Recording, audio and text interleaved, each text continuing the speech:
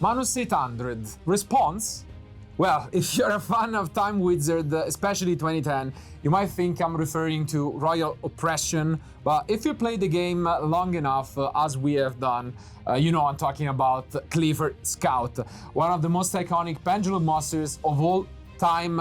And well, if 2014 wasn't already a special enough year, it saw the release of the first ever Pendulum monster. This was a shock for the game, coming from the Super Starter Space-Time Showdown, which introduced this new way of playing the game, these new monsters, half spells, half monsters, that really expanded the creativity and allowed you to play some scales and then just special summon from your end or extra deck monsters that really were not ever before able to be special summoned that easily. So again, it's one of those things where you take a look at the card pool, you take a look at cards that have been released for a lot of years and they suddenly become viable. And the deck didn't take much to perform, because as soon as Clifford cards were released, the first ever event they were legal at, YCS Milan 2014, it was won by Clifford, and I think Pendulum throughout the years really has adapted to a lot of different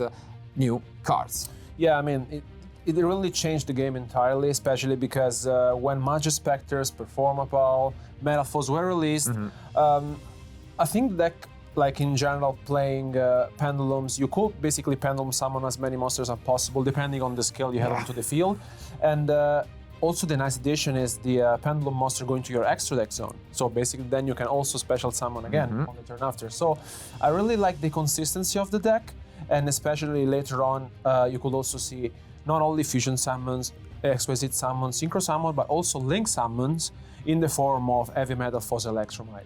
I think the deck was incredibly consistent. I really like that you could play a lot of different cards into your deck to make it even better.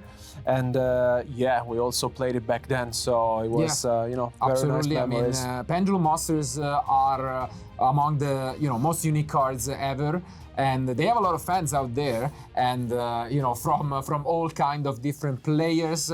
And when you just think of Pendulum decks, there is not just one recipe that comes to mind. We have seen decks such as Clifford, which was trap heavy and based on cards such as Skill Drain, and then you have all the other spectrum of combo heavy decks, which again I tend to think of 2016, and in particular a certain kind of famous player, we could say, in Billy Brake, coming to visit Europe for the first time.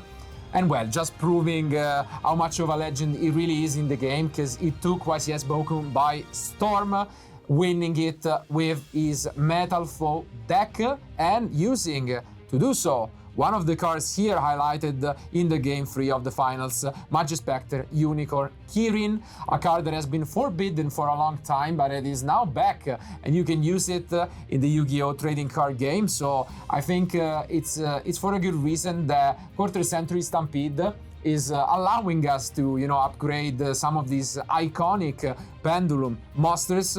So I think it's just up to you guys to figure out what kind of combos you can go for in 2025 with your favorite Pendulum monsters, now available in Quarter Century Secret Rare.